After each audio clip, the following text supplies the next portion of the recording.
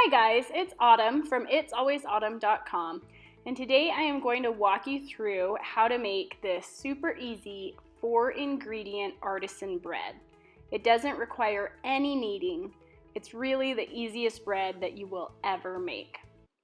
To begin, you want to start mixing up the dough 12 to 24 hours before you'd like to serve the bread. So I like to do it the night before. I just mix this up, take 5 minutes to get this mixed up before I go to bed, and then I can bake and have fresh hot bread the next day at lunch or dinner. So our first ingredient is flour. We're using white all-purpose flour. You don't need to use bread flour, and I don't recommend using whole wheat flour. You won't get quite the same texture. So we need 3 cups of white all-purpose flour. You can weigh this if you'd like, but I just use the scoop method. Just scoop it up with the cup, use a knife to poke it down a few times and make sure there are no air bubbles, and then use the back of my knife to smooth it off.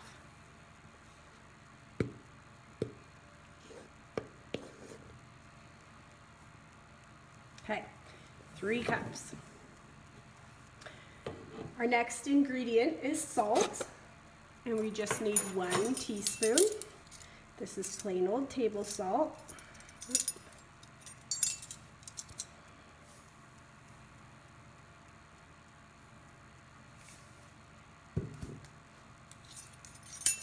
The third ingredient is yeast, and I'm just using dry active yeast here. You only need half a teaspoon. That sounds like it's not going to be nearly enough, but it works. Our fourth ingredient is water, and before we put that in, I just like to give it a quick mix to evenly distribute the salt and the yeast. Okay? We have 1.5 cups of warm water. This water should be warm enough that it feels warm to the touch, but not so hot that it's uncomfortable to keep, to touch it. So we're going to pour that in and just give this a quick stir to incorporate.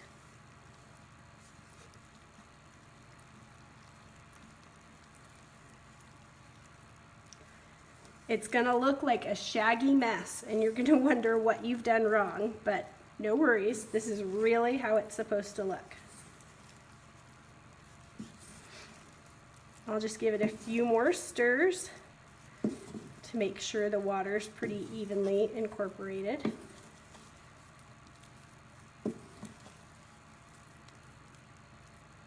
Okay, there you go. That's all we need to do right now.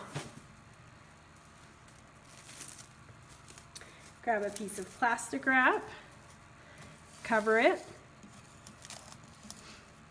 and you'll let this sit on your counter for anywhere between 12 to 24 hours. You can go as low as 8 hours actually if you're doing this in the morning, but I prefer to let it go at least 12 hours if I have the time.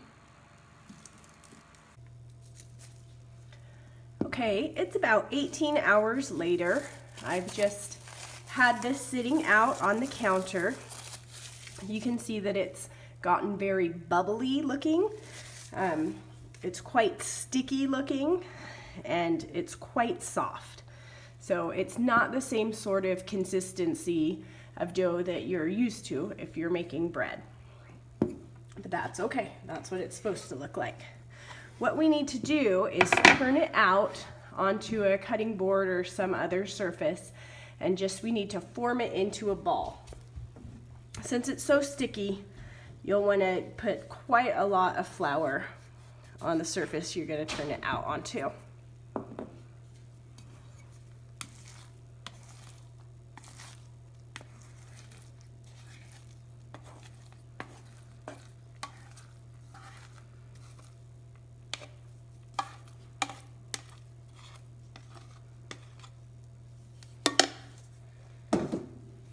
And you'll also want some flour on your hands. We're not kneading this. If we tried to, it would just turn into a huge mess. All we're going to do is grab the edges and pull them around to form it into a ball. If it starts sticking to you, just get some more flour on your hands. And again, grab the edges and pull them over just to make a ball.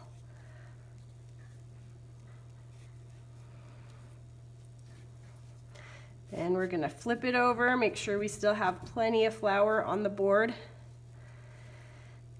and set it back down. That's it. No kneading, just a minute's worth of pulling it into a ball. Once you've done that, you're gonna set it aside and let it rest for half an hour. You also need to turn on your oven to get it preheating to 450 degrees.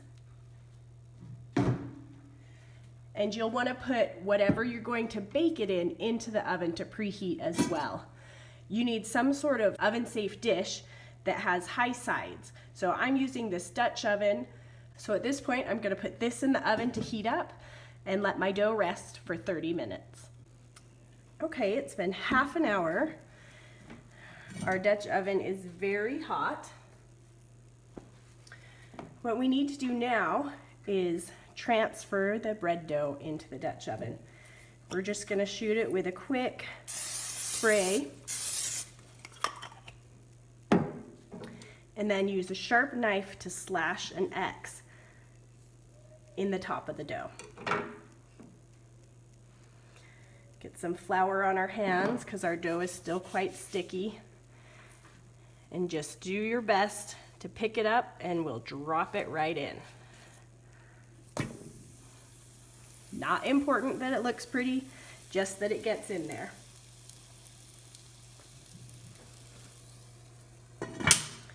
We're going to cover this and put it in the oven for 30 minutes. We've been cooking for 30 minutes. The bread's starting to look beautiful, but we need to put it back in the oven uncovered for another 10 to 15 minutes to get it nice and golden brown. After 10 more minutes in the oven, the crust is really beautiful golden brown. We can pull it out, and I like to let it rest for at least 15 minutes before slicing. Otherwise, you run the risk of squishing it. It's so soft in the middle. But give it at least 15 minutes and then use a nice sharp serrated knife to slice it up. It's going to be wonderfully crusty on the outside and nice and chewy on the inside with big air pockets. It's really pretty amazing that you can make a bread this nice with about 5 minutes worth of work. Make sure to check back at itsalwaysautumn.com for more tips, tricks, tutorials, and recipes. See ya!